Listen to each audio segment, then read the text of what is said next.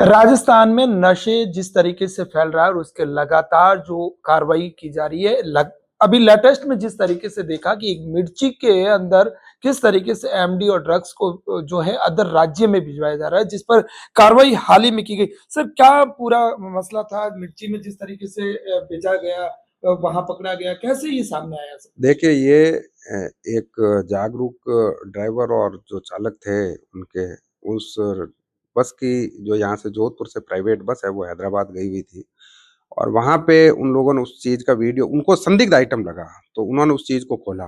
खोलने के बाद उन्होंने देखा तो कुछ मिर्ची जो है वो चीरा लगाया हुआ था और वो व्हाइट-व्हाइट उसके अंदर चमक रहा था। तो उन्होंने बाहर निकाल कर के देखा कि यार ये तो एमडी स्मैक टाइप की पुड़िया लग रही है।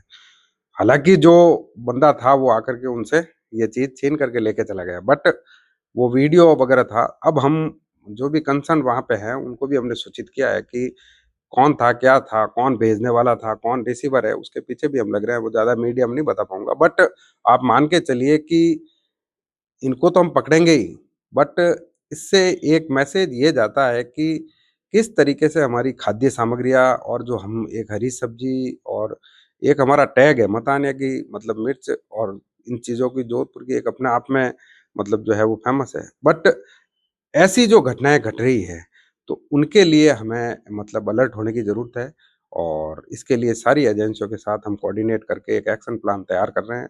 प्लस जितने भी प्राइवेट बसेज़ वगैरह है और इनका जो पार्सल घर वगैरह है, वहाँ पे प्योरली सीसीटीवी कैमरे वगैरह हो और कौन भेजने वाला है माल, कौन सेंडर है, कौन रिसीवर है, उसकी केवाईसी हो, ताकि एक ब्लाइंड माल इस टाइप से कोई जाए और कोई लाए और कोई ले जाए, ये कोई धर्मशाला नहीं रही है।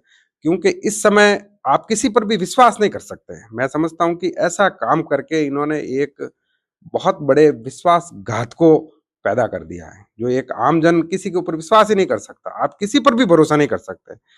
तो ऐसे में हमारी सभी एजेंसियों को एक ही रिक्वेस्ट है कि वो आपस में कोऑर्डिनेट करके, समन्वय करके अपना एक एक्शन प्लान तैयार करें। सिर्फ देखा जाता है कि राजस्थान एक नशे का हब बनता जा रहा है। कई जगह जो है फैक्ट्री स्थापित करके उसमें एमडी बनाई जा रही थी, कई जगह पकड़ी भी गई है। क्या लगता है कि राजस्थान ही क्यों चुना जा रहा है? पश्चिमी राजस्थान के धोरों को क्यों चुना जा रहा है? और युवाओं को खास तौर पर क्या संदेश देना चाहेंगे? देखिए राजस्थान का जहाँ तक प्रश्न है, मैं राजस्थान की पुलिस और सारी एजेंसियाँ जो है उनको बधाई दूँगा कि कार्रवाई अपने यहाँ पे त्वरित गति से हुई है, द्रुत गति से हुई है। पिछले 3 सालों के अंदर जो है वो हमने लगभग पुलिस और एनसीबी और डीआरआई, एएनटीएफ वगैरह सारी जो टीमें मिलकर के एक अपना एफर्ट कर रही है, लगभग 8 लैबों को ब्लास्ट किया जिसमें या तो नया सेटअप लगा रहे थे या 2 दिन पहले लगा है। तो ये एक एजेंसियों की आप मान के चलिए कि एक हरावल दस्ता जिसको बोलते हैं क आगे होकर के प्रोएक्टिव होकर के एक्शन है। प्लस अब राजस्थान का जनघनत्व कम है।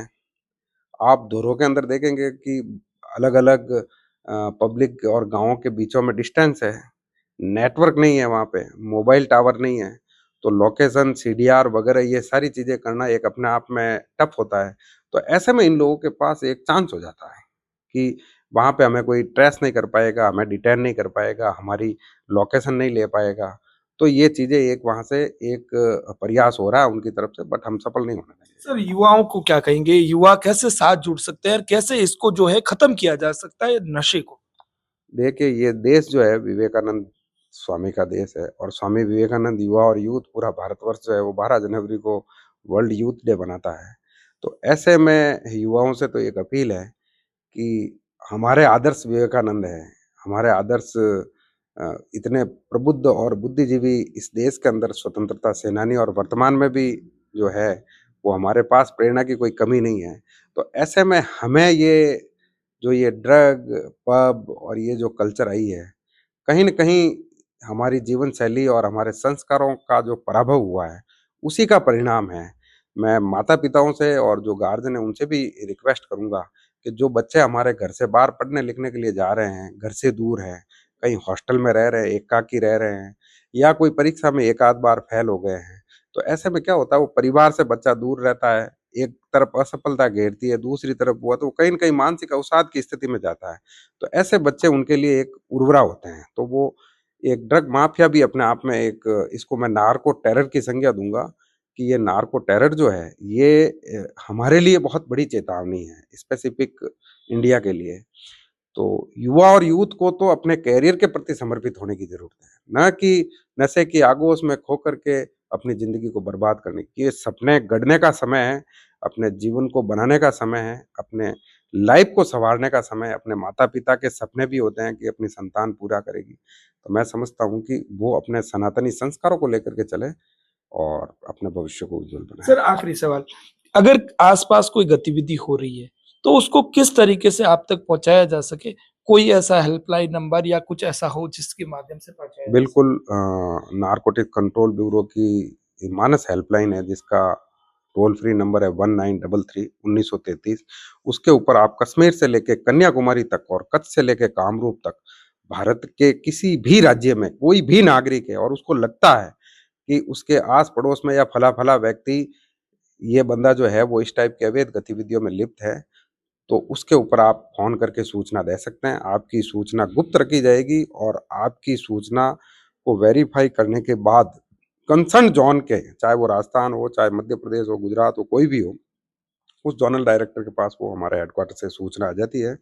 उसके ऊपर हमारी टीम जो है, वो वेरीफ़ाई करके उसके ऊपर एक्शन करती है और सूचना देने वाले की सूचना गुप्त रखी जाती है।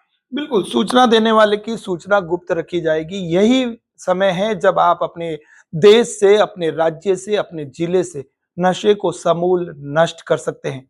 बस एक कॉल और उसके बाद कार्रवाई तेजी से। पंजाब केसरी टीवी के लिए जोधपुर से जितेंद्र डूडी की रिपोर्ट।